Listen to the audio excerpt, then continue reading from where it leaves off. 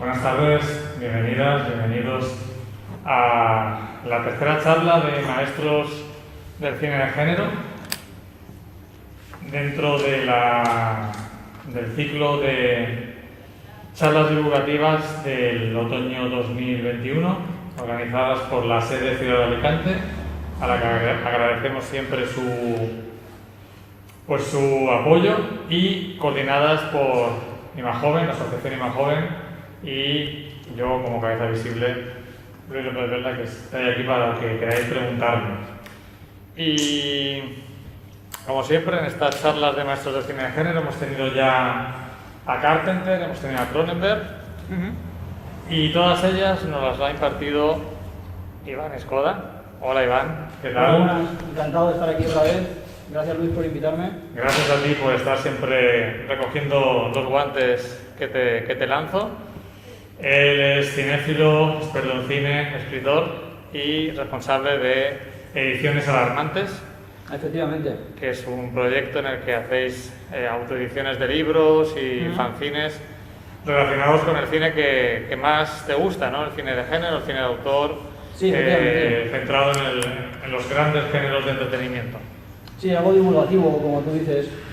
De hecho, he traído hoy el fanzine de Palma y había traído los ejemplares justos, o sea, para la gente. Ya mañana te traeré algún otro para que lo puedas tener.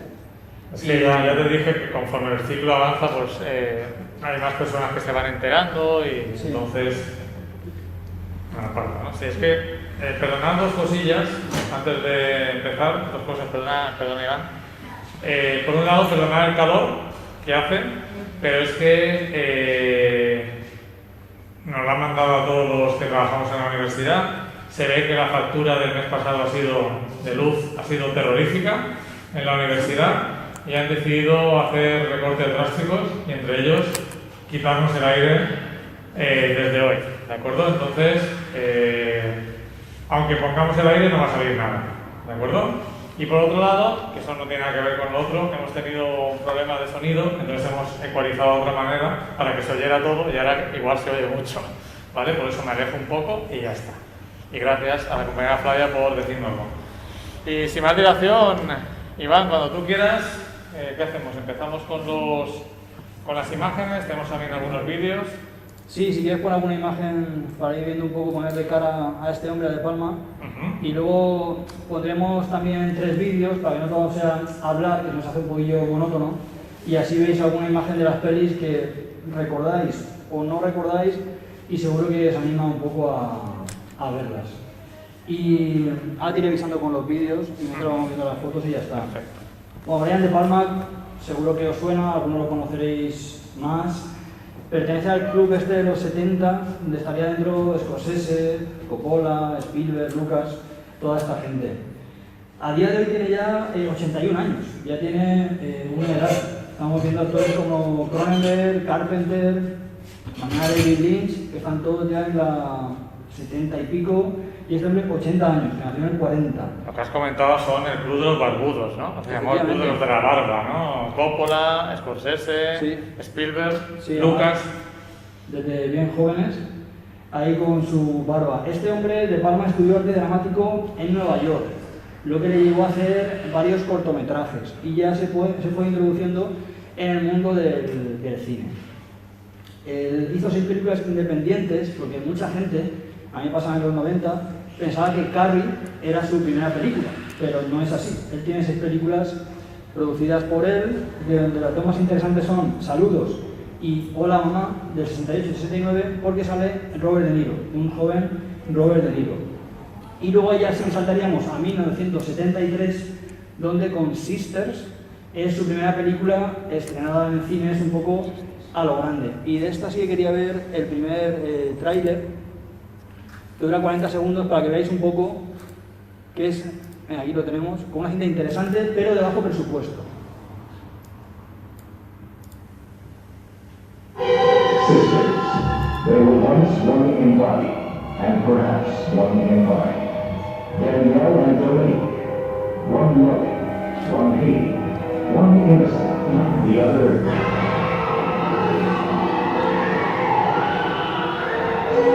Where does Danielle end and Dominique begin?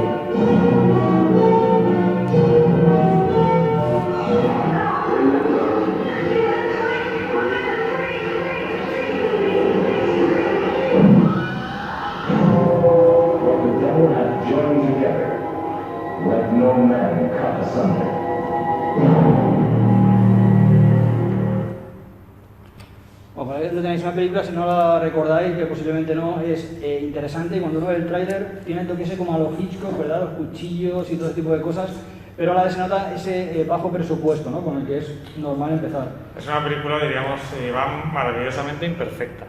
Sí, es decir, es una película tosca, una película de aprendizaje, pero que ya es muy inquietante. La película es tremendamente inquietante. Yo la recomiendo, o sea, si os gusta el cine thriller potente, porque tampoco está tan centrada en la sangre, en la violencia, como el tráiler vende eso porque es lo más comercial. Pero es una película con mucha fuerza visual y que te coge desde el principio y con un argumento bastante inquietante. Sí, la trama tiene un toque de Hitchcock, ya que un periodista es testigo desde su ventana de un asesinato. Eso nos recuerda pues, a La ventana indiscreta, y lo veremos repetido en otras pelis de Palma. Cuando va con los detectives a ver qué ha ocurrido, resulta que parece que no haya ocurrido nada en esa casa. Solo está allí una chica que es Margot Kidder, que es la chica que luego veríamos en Superman haciendo de Lois Lane. Hay una mancha de sangre misteriosa y ahí lo dejo. Yo con este planteamiento, si no lo habéis visto, pues la recomiendo y la vería. ¿En Filmin está? ¿O...? Lo desconozco, no sé si está en... Ahora, si queréis, vemos en Filmin las películas que están de Palma. Mientras tú hablas, lo voy a buscar. Vale, perfecto. Pasamos al año siguiente, 1974, y este hombre se presenta con El fantasma del paraíso, que es una película... No sé si tienes por ahí la portada. Ah, bueno, lo vas a mirar el... Sí. Vale, no te preocupes. Estáis, Esta sería El fantasma del paraíso, para que veáis un poco. Es una película psicodélica que yo pienso que si se hubiera hecho hoy, la gente hubiera pasado un poco de ella. Pero en el momento, tiempos de Pink Floyd, tiempos de Emerson Lake and Palmer en la música, la época de la psicodelia encajó muy bien. Y es como un musical inspirado en El fantasma de la ópera, pero con música rock y atentados en la escena, etc. Bueno, pasamos... A mí es una película que me gustó, pero admito que solo he visto una vez, pero se ha convertido en película de culto y hay gente que venera esta película. 2 años después vamos a Carrie, 1976, con Carrie... Sí, espérate un momento. Aquí están las de Palma, ¿no? Las de Palma en Filmin, que comentaba Sí que está Hermanas, y aquí tenéis las películas de Real de Palma que están en Filmin. Está bastante, Hay como 14, ¿no? Sí, 12. O sea que hay una buena representación. Sí, además que están ordenadas y tal, así que hay casi todas, sí. Bueno. Pues si quieres, Luis, pasamos al tráiler de Carrie. De Carrie, perfecto. No he querido poner la escena de cuando le cae la sangre, que parece lo típico, porque lo que realmente mola viene después, cuando... O sea, este que me has mandado, ¿no? Sí, cuando ocurre esto.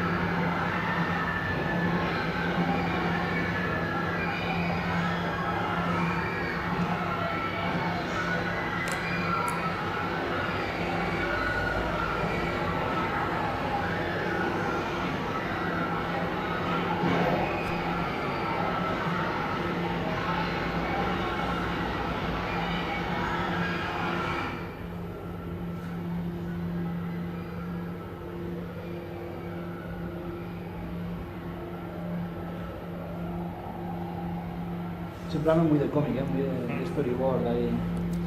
Sí, parece un storyboard, no un cómic de los que se hacen antes de hacer la película.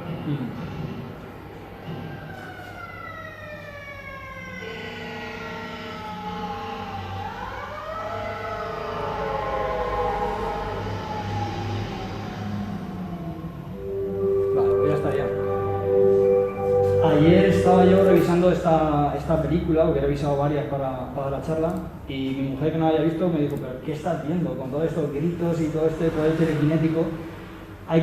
Toda esta locura que habéis visto, que hay que pensar que viene de un libro de Stephen King, que sí que es el primer libro de Stephen King, el de Carrie, por el que ya el hombre pegó el pelotazo y se hizo súper conocido.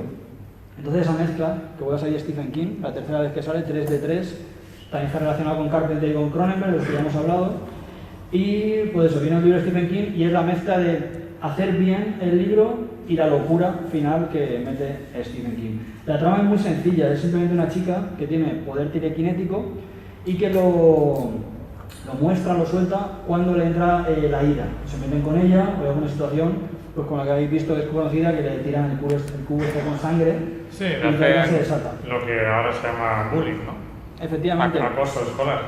Viéndola me recordó eso, que es una película que podría tener cierta actualidad, porque todos los compañeros se portan fatal con ella, hasta que al final pues ocurre esto en plan exagerado, pero es el bullying total.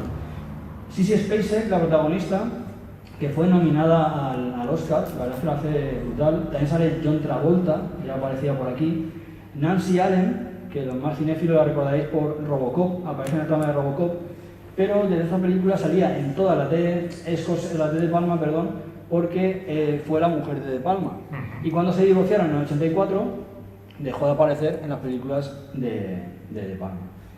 Y pasamos el mismo año, estamos en esa etapa en la que los directores hacían 2 películas por año, lo veíamos otro día también con Carpenter, la de Obsesión, que aquí se llamó Fascinación.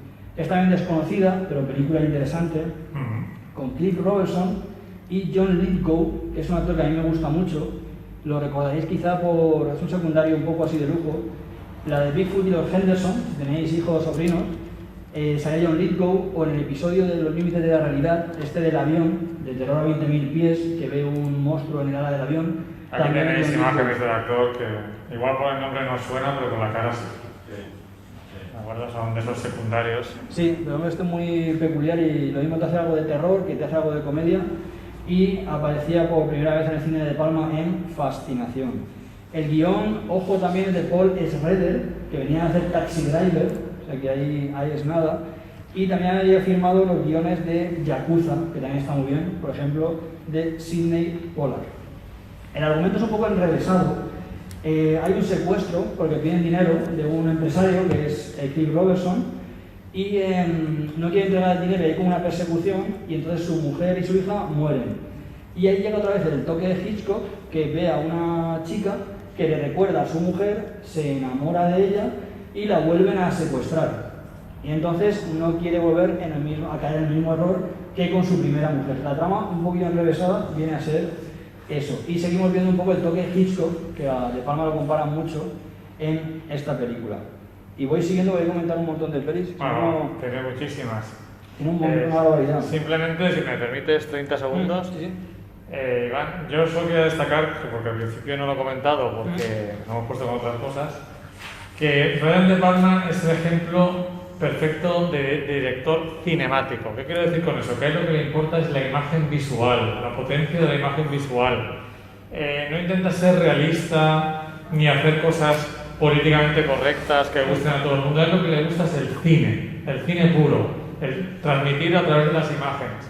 Entonces, hay cinéfilos que lo adoran, como entiendo que Iván y como yo. Brian De Palma es un director que amo profundamente, incluso cuando se equivoca también me gustan algunas cosas, pero sí que es cierto que hay una parte del público que no le gusta nada a Brian De Palma, en parte porque no conectan con esa forma de hacer cine que podríamos llamar de manera vulgar peliculera. Brian De Palma es peliculero, te parte la pantalla, hace planos, secuencia. A él le gusta la grandiosidad, sus películas son como óperas, ¿de acuerdo?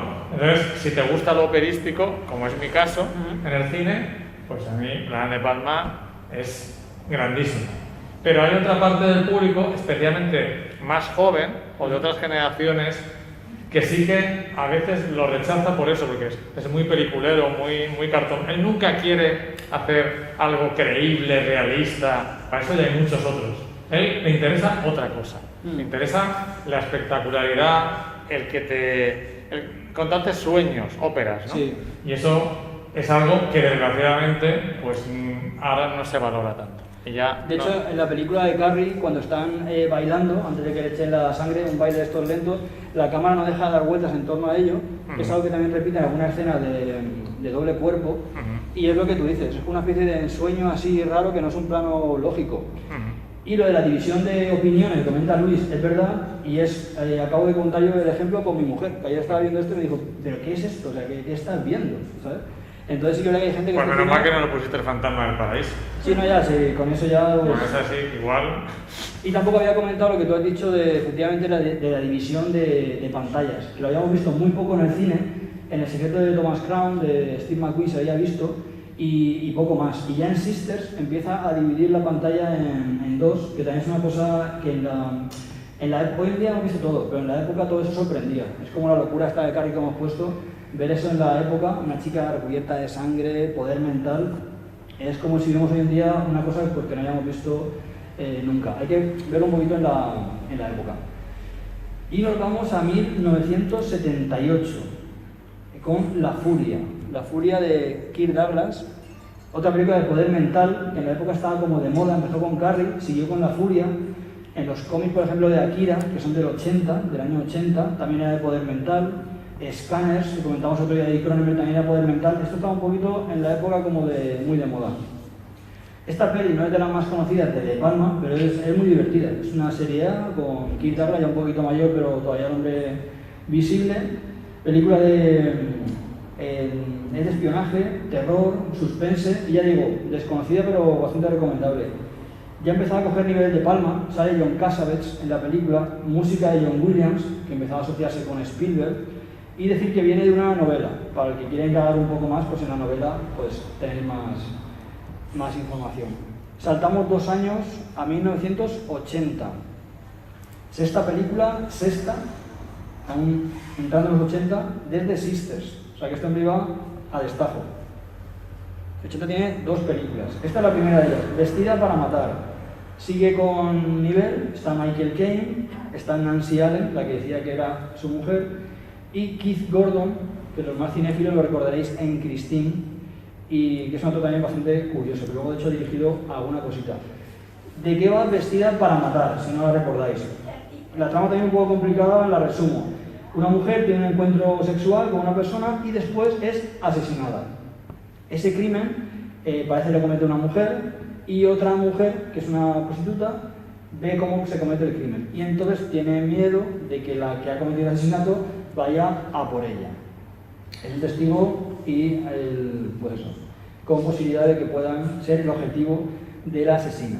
Un poco la trama es, hasta ahí puedo leer, ¿no? Como decía antes, es hasta ahí. En ese mismo año, también curiosidad, John Cassavetes, que aparecía en La Furia, hace una película también desconocida, más o menos, que se llama Gloria, sí, de una chica que también se convierte en una especie de castigador, por así decir, de justiciera. También película curiosa, pero trama similar en el mismo año con John Cassavetes, actor que haya trabajado con él en la anterior película, ¿no? Una cosa ahí como curiosa. Sí, coincidencias. Seguimos en el 80, esta me hace otra película, y he seleccionado una portada un poco chunga, por así decir, de estas de DVD, que se ha perdido el estilo ese de hacer, te cogen el Photoshop y hacen ahí cualquier cosa. He cogido esta portada. Muy chunga, de hecho yo tengo este DVD. Este lo tiene, ¿no? Sí. Ya digo, no parece una película de Palma, no se sabe bien qué parece esto, y lo digo porque es una película desconocida. Si dice Los Intocables de Leon Ness o Carrie, no suena, pero esta la tiene Luis, que es un cinéfilo en DVD, pero no bueno, es... porque es de Brian De Palma, Frío, es un Claro, friki. no es muy conocida. Se llama en título original Home Movies, que es como películas caseras, y esto va de que un doctor recomienda como a una familia que vivan dentro de la casa como si lo estuvieran filmando, como si todo fuera una especie de película. Es una comedia un poco así que tiene esta trama. Hay que tener en cuenta, acá Iván no puede comentarlo todo, porque no le da tiempo, pero por lo que has comentado me viene incluso las películas que has comentado amateurs, casi amateurs de principio de su carrera. Hay que tener en cuenta que Brian De Palma fue siempre un tipo súper obsesionado con el tema de la vigilancia, de las cámaras de seguridad, de filmar cuando la gente no la está viendo. ¿Por qué? Es una historia familiar bastante terrible, ¿no? Él se le metió en la cabeza que su padre era infiel a su madre. Y todo el mundo decía, no, ¿qué dices? Tú estás tonto, ¿no? Y lo espió, le puso cámaras y descubrió que su sospecha era cierta. ¿De acuerdo? Entonces, a partir de ese momento, que él era un adolescente, se obsesionó con el mundo de las cámaras, con el mundo de qué es verdad, qué no es verdad, cómo cambia tu actitud cuando tienes una cámara delante, cuando no lo sabes, todo el tema que es la base de los reality, ¿no? Que realmente pensamos que es auténtico lo que estamos viendo, pero desde el momento que están filmando a la gente se comporta de una manera no natural, ¿no? Y todo viene de ahí, de esa obsesión que tenía porque pensaba que su padre era infiel y nadie le hacía caso y dice, pues lo voy a demostrar. Y lo grabó y efectivamente pilló a su padre con las manos en la masa. Y además fíjate que como adelantado a su época, ¿verdad? Porque eso hoy en día lo podemos pensar, que a lo mejor es más sencillo grabar, pero en aquella época, ¿cómo ponías una cámara, no? Serían cámaras grandes y tal para esconder eso, como un poco el hombre adelantado a... Esto que os he contado, yo por supuesto no. Me encantaría que me hubiera contado de Palma, pero no lo conozco personalmente. Pero sí que hay un libro que os recomiendo sí o sí, si os gusta De Palma, que se llama De Palma por De Palma, que es una serie de entrevistas a lo largo de como 20 años, lo cual es muy interesante porque vas viendo cómo va cambiando él también, que es un gran libro, si os gusta de verdad. Seguimos. Luego también surgen anécdotas, ¿no? Como esto que ha comentado Luis, me ha venido a la cabeza, que no tiene nada que ver, pero para que veáis, va relacionado con la película. El actor Dennis Hopper, por el tema de drogas o por el rollo hippie que llevaba, vivió 3 años pensando que lo estaban filmando. Él iba por la calle y pensaba que estaba en una película, que lo estaban grabando, tenía como esa sensación. Y me pareció siempre curioso, y ahora De Palma no es exactamente eso, pero un poco el tema ese de vivir con una cámara. Tener en cuenta que si ahora lo más moderno son las redes sociales, TikTok, Instagram, en aquella época lo moderno eran las cámaras de vídeo, las cámaras de cine de filmación. Efectivamente. Nos vamos al año 81 con la película Impacto, otra semi desconocida, no es de las súper conocidas, pero efectivamente es una película que recomendable, que atrapa al momento, y si no la recordáis, pues la tenéis que ver. Sale Travolta, sale Nancy Allen, como diciendo, y John Lithgow, el actor que antes hemos visto, también aparece. Un poco el trío con el que venía trabajando Brian De Palma. La trama también un poco Hitchcock, de un hombre que está haciendo técnico de sonido, grabando unas pruebas de sonido, y entonces es testigo de un asesinato. Hay un accidente que luego empieza a investigar y es un accidente provocado, un accidente de asesinato, que involucra además a un candidato presidencial. Un poco del toque ese Hitchcock de alguien que ve lo que no tiene que ver desde la distancia, etc. Y vamos a poner ya otro vídeo, entre gracioso y fuertecillo, de El precio del poder, una película que se ha valorado con el paso del tiempo.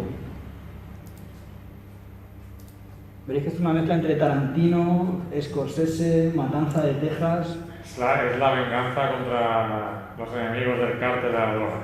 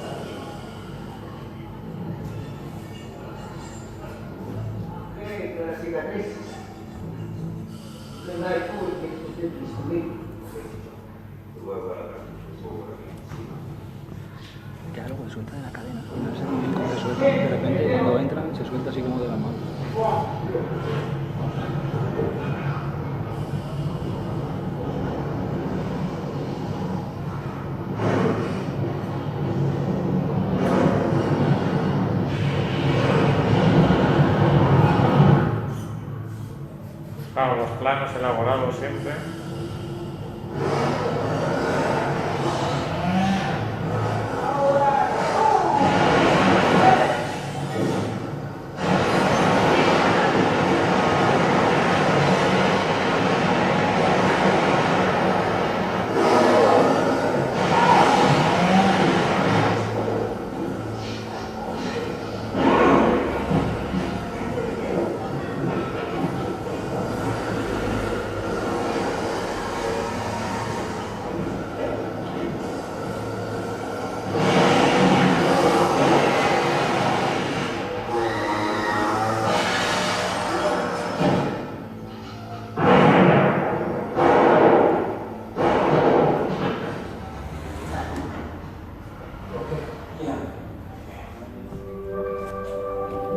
Bueno, pues si no la recordabais, no sé qué os ha parecido, pero a mí me parece una pasada. Sé que es muy bestia.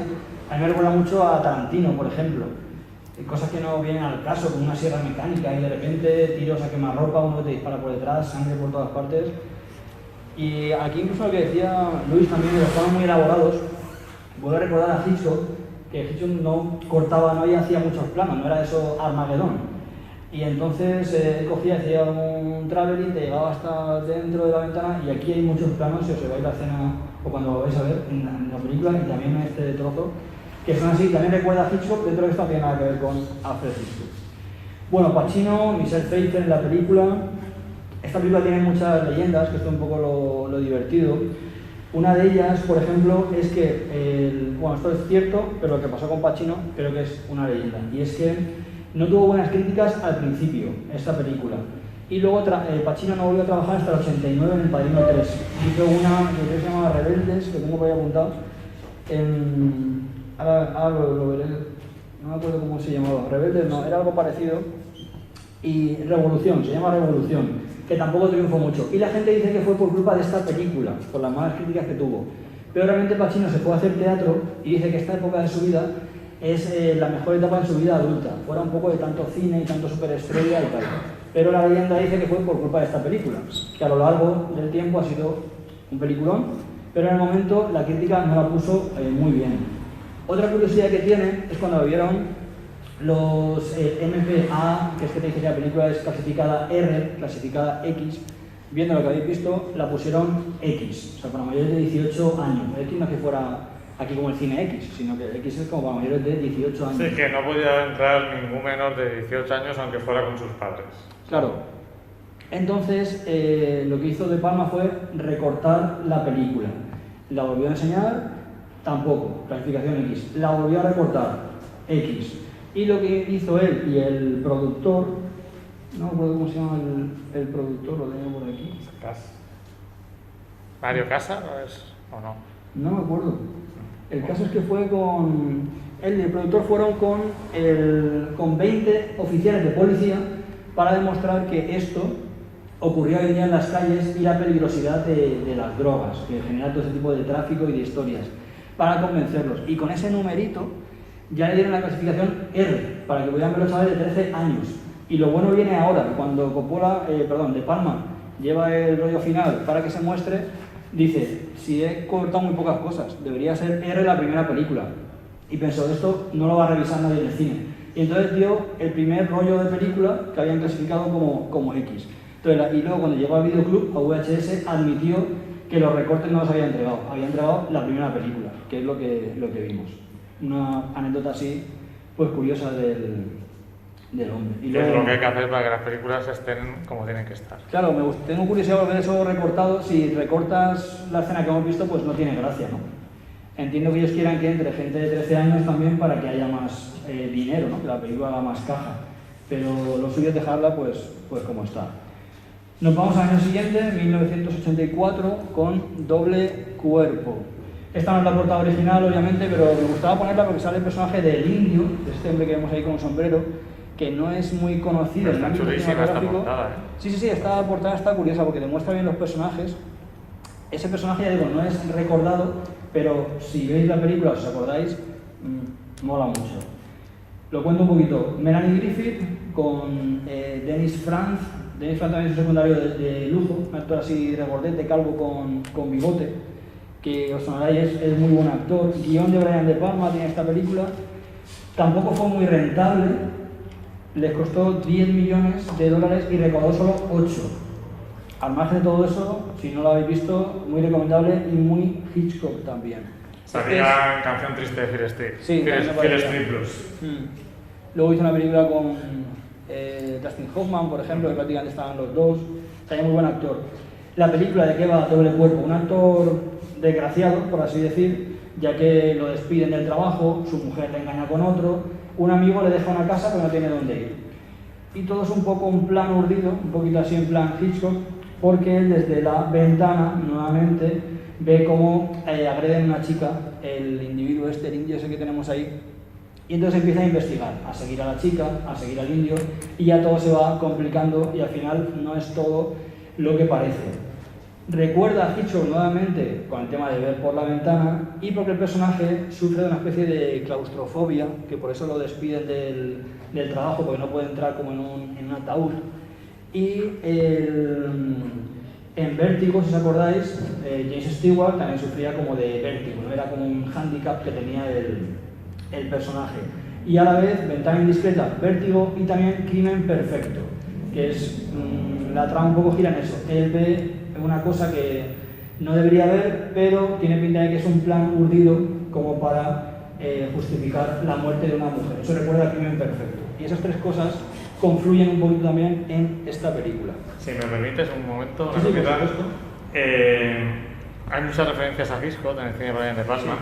A él se le ha acusado de ser un mero copión de Hitchcock, pero él siempre ha dicho que al final el arte siempre estamos sobre hombros de gigantes, es decir, siempre estamos inspirándonos en otros. Claro. Que no hay nada original y él la verdad es que hace un poco como es un Tarantino de su época, porque lo que hace es transformar el cine de Hitchcock y adaptarlo a los nuevos tiempos. Por otro lado, esta película, que la vi recientemente, me sorprendió que hay una escena en la que tú no te das cuenta, pero te están diciendo que hay una trama, ¿de acuerdo?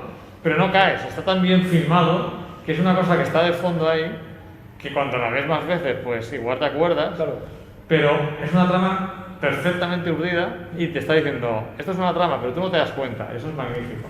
Y sobre Impacto quería comentar dos cosas muy brevemente Sí, claro. sobre esta película.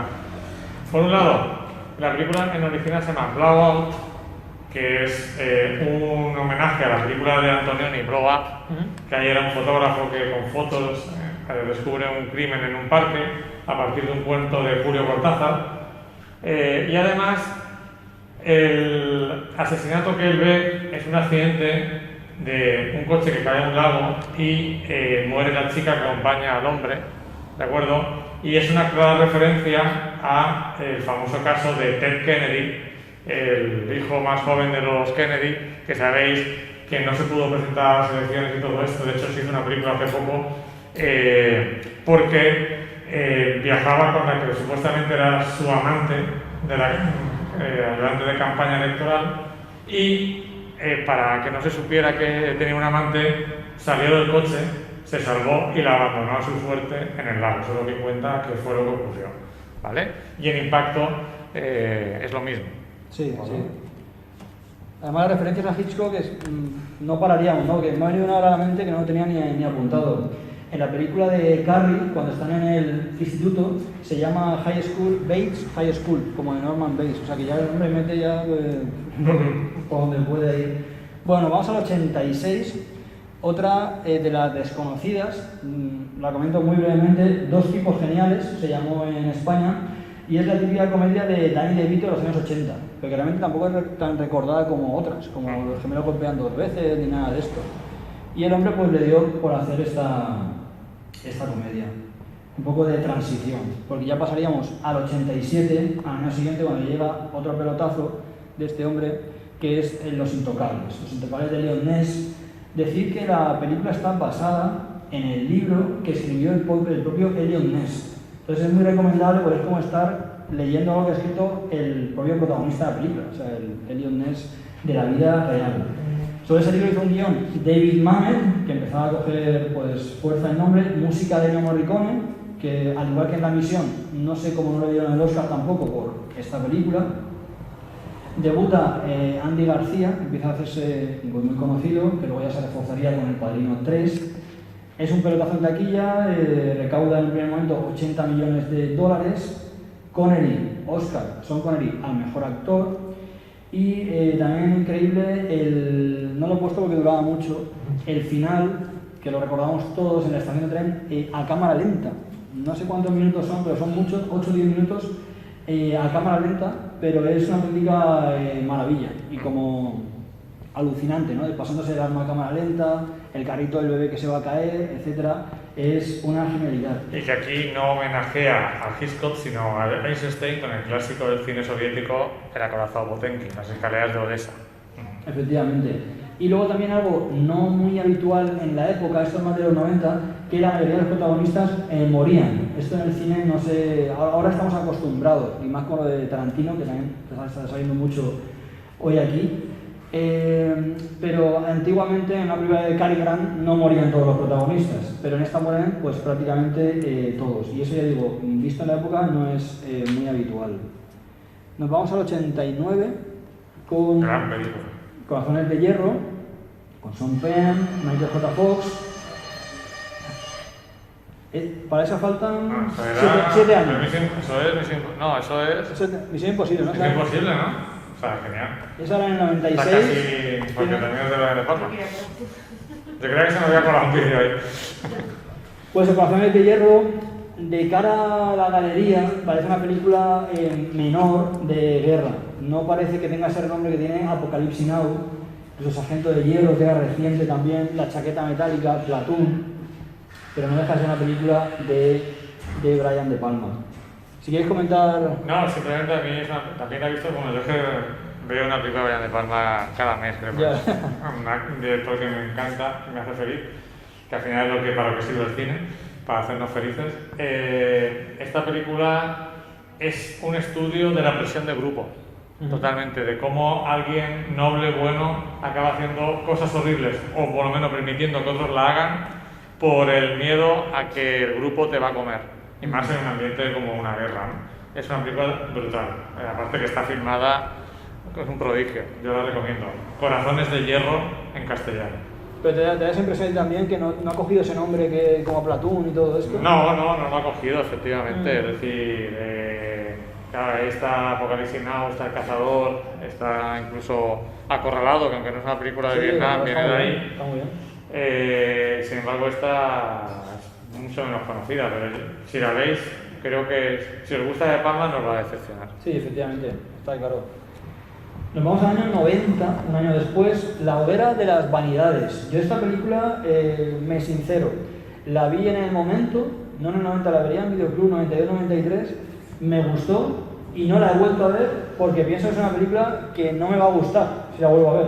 Entonces es una película que no controlo mucho, pero me gustó en el momento y como Luis me conoce, sabe que no es mi tipo de cine, como me gustó ya jamás la volví a ver. La dejé como que me ha gustado.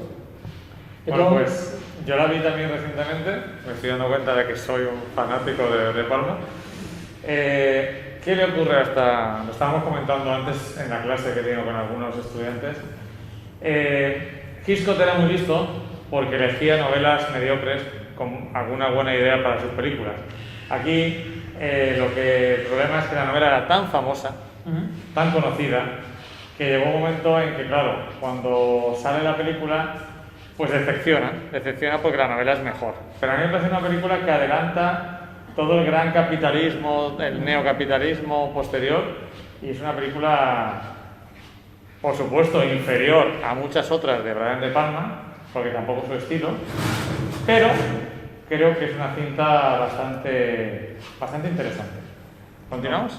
Sí, cuento la trama en un segundín. El autor. Tom Ward, sí, la verdad de humanidades. Esto refleja un poquito el mundo, una mezcla del mundo de la bolsa, de política, de periodistas. Salen Tom Hanks y Melanie Griffith y Bruce Willis, como habéis visto. También Kim Cattrall, aparecía por ahí en muchas películas anteriores, que es la de Sexo en Nueva York.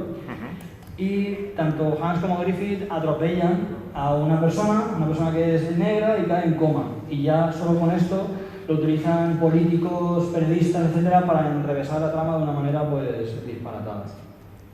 Y nos vamos ya al 92 con el nombre de Caín, el nombre de Caín, que yo esta película en el momento la confundía con Ricochet, de Russell Mulcahy, que es el director de Los Inmortales, porque también sale John Lithgow, que voy a aparecer en la filmografía de Palma. Esta es superior a Ricochet, pero tampoco es un peliculón. O sea, la trama es muy sencilla, es un psicólogo infantil que comete crímenes, así resumiendo un poco el tema. No es para mí una de las más grandes de Palma, es una película como muy noventera, terror suspense, y ya digo, con John Lithgow y guión del propio Brian De Palma, que muchas veces apoyan libros, pero esta vez pues tuvo el hombre esta idea.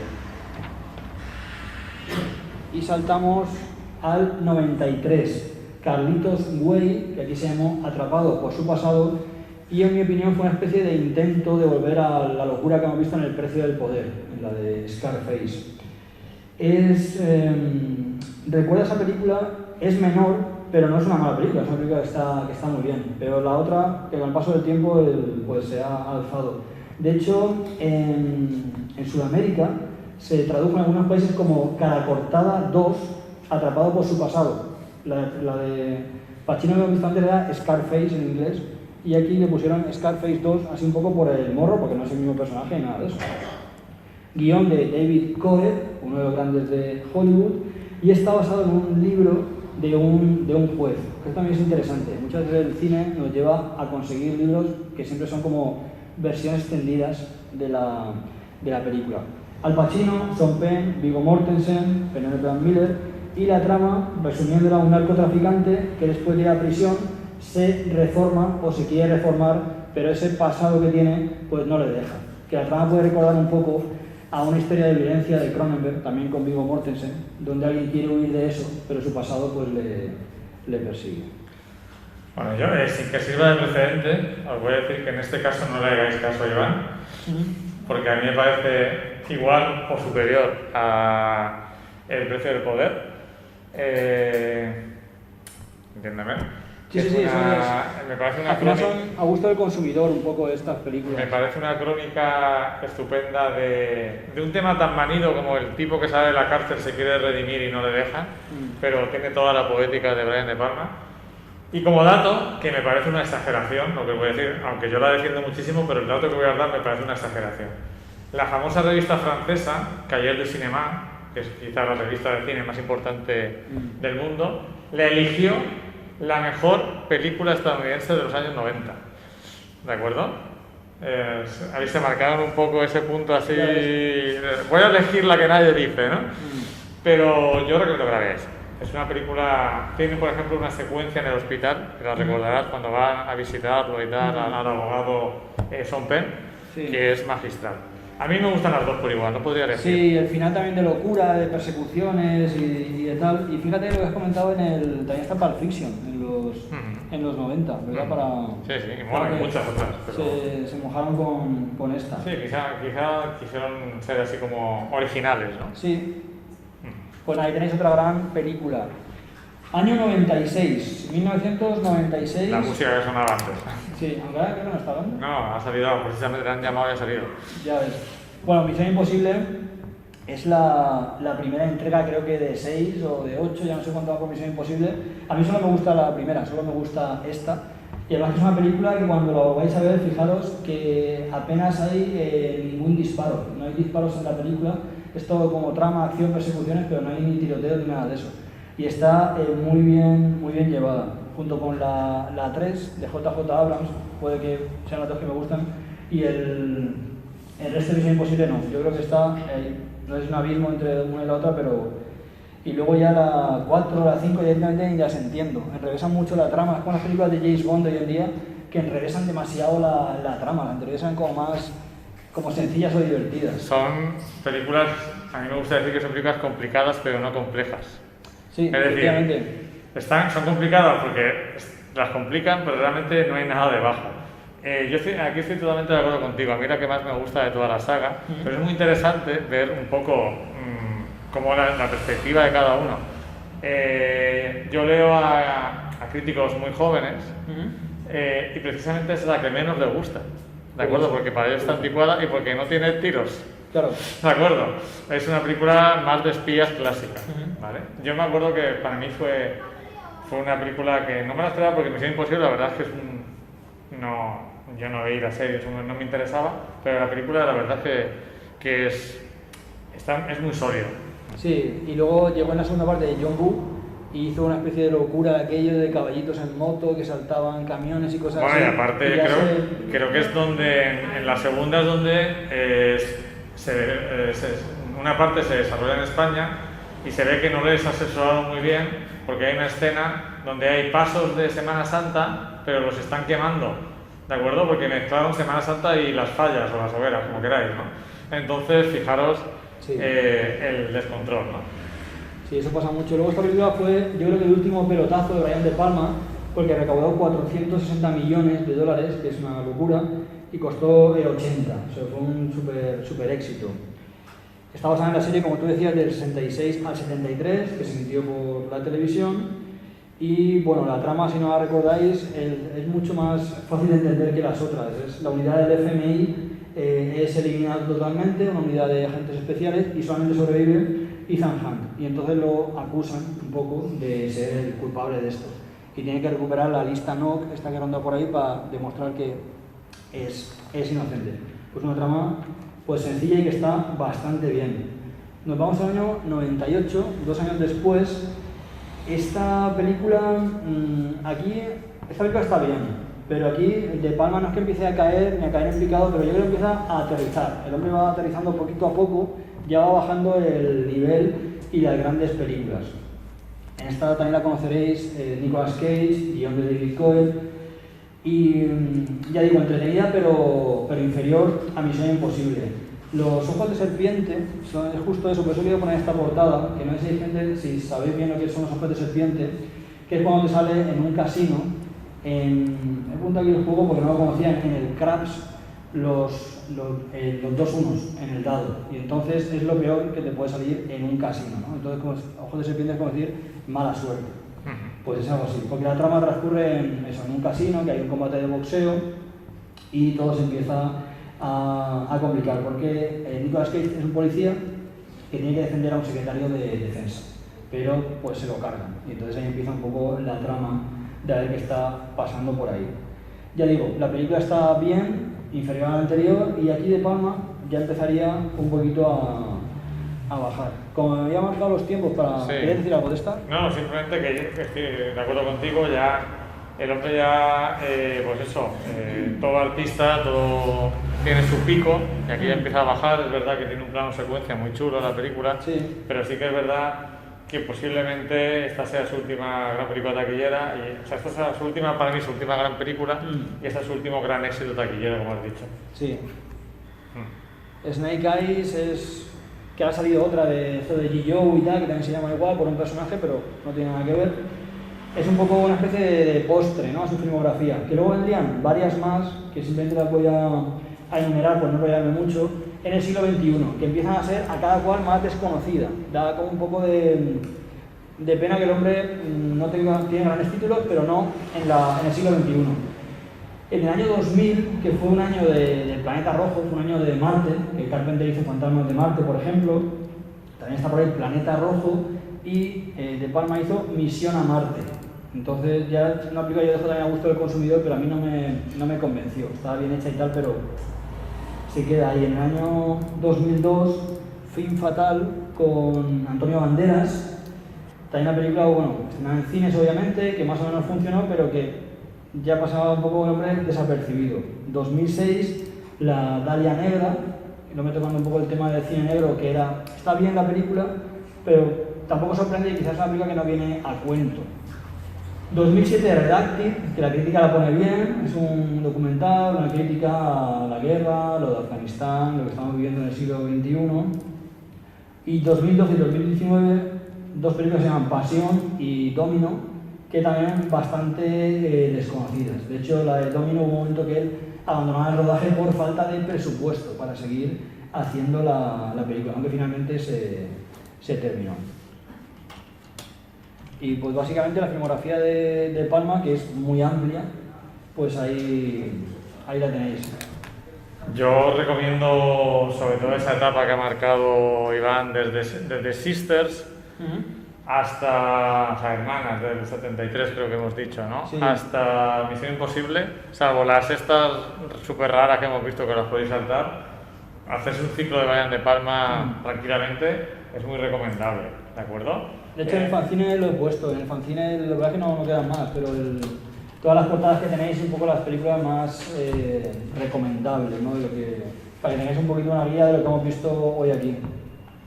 Vale, y recordaros aquí tenéis en la web de la sede de la universidad, tenéis las charlas divulgativas y tenéis lo que ya hemos dado, lo que nos falta. Nos queda el martes David Lynch, ¿de acuerdo? Con Iván. El lunes 8 de noviembre haremos un repaso al protagonismo femenino en el cine reciente, que ha sido bastante potente últimamente. El martes 9 tendremos una charla sobre películas de juicios y abogados. Empezaremos por Testigo de Cargo hasta el cine actual. Luego haremos un homenaje el lunes 15 a Susan Sarandon, que ha cumplido 75 años y vamos a recorrer su carrera.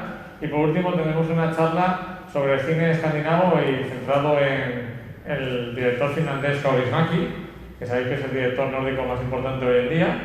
Y todas las charlas son a las 8:15 en este mismo salón, ¿de acuerdo? Entonces, pues nos encantaría contar con vuestra presencia. Y nada, mañana nos vemos con David Lynch, ¿de acuerdo? Muchísimas gracias a todas y a todos por asistir y os esperamos mañana.